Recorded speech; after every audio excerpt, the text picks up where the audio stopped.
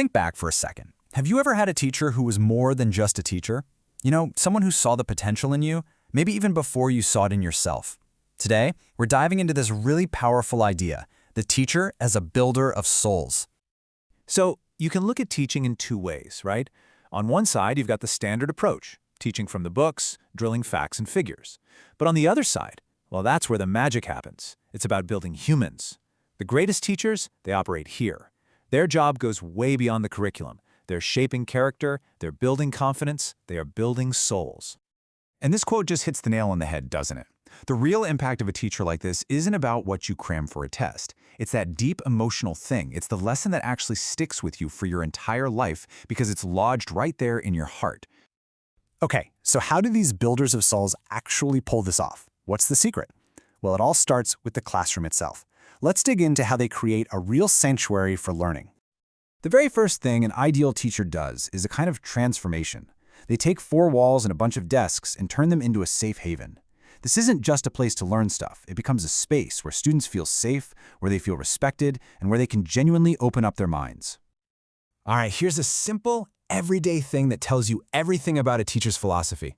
A student walks in late. What's the move? Do you call them out, make them feel small, or is there a better way? Look at this. It's so simple, but it's incredibly profound. The door stays open always. Why? Because the desire to learn is always welcome, no matter what time it is. There's no public shaming, no making the student wait in the hall. You preserve their dignity, and because of that, the actual learning never has to stop. And this is the bottom line right here.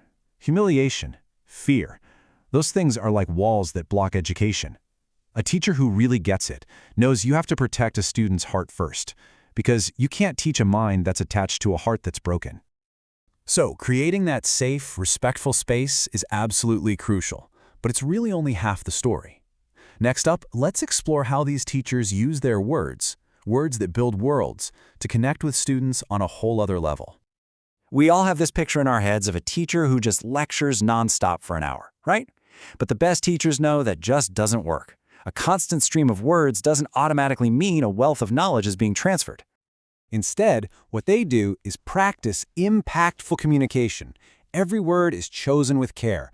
They know that a few really precise, meaningful sentences can land with so much more power than a long, rambling monologue. It's all about quality over quantity.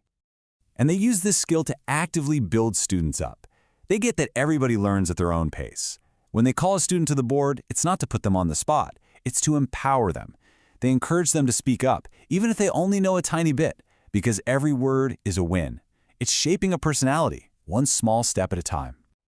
Okay, so we've got a safe classroom and powerful, careful communication. But what happens when a student messes up?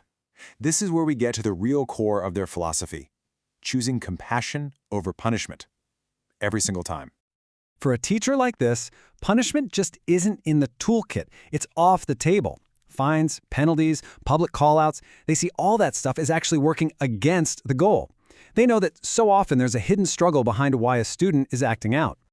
So if punishment is out, what's in? Well, instead of tearing kids down, they build something up. They cultivate a collective consciousness, this feeling that we're all in this together. They foster empathy, respect, and a solid belief in principles. The goal is never to punish failure, but always to encourage the effort to try again. Because really, at the end of the day, education isn't some mechanical assembly line just cranking out identical products. It's a deeply human journey. It's about lighting a fire inside someone, about enlightening their heart. So you take that safe space, you add those powerful words, and you mix in a whole lot of heart.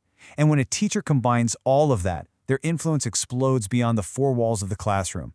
They become something much, much bigger. This is that moment of transformation.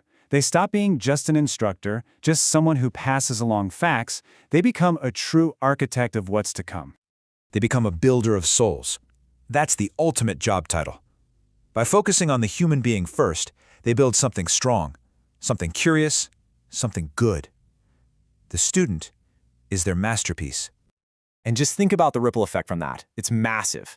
A teacher who builds character and instills morals isn't just helping one student. They're helping create a citizen who will go out and make the world better. And in that way, these teachers really do change the destiny of nations. So as we wrap this up, I want to leave you with a question. Think about your own life. We've all had plenty of teachers, but there are always one or two who really stick with us. Who was that teacher for you? Who was the one who built a piece of who you are today?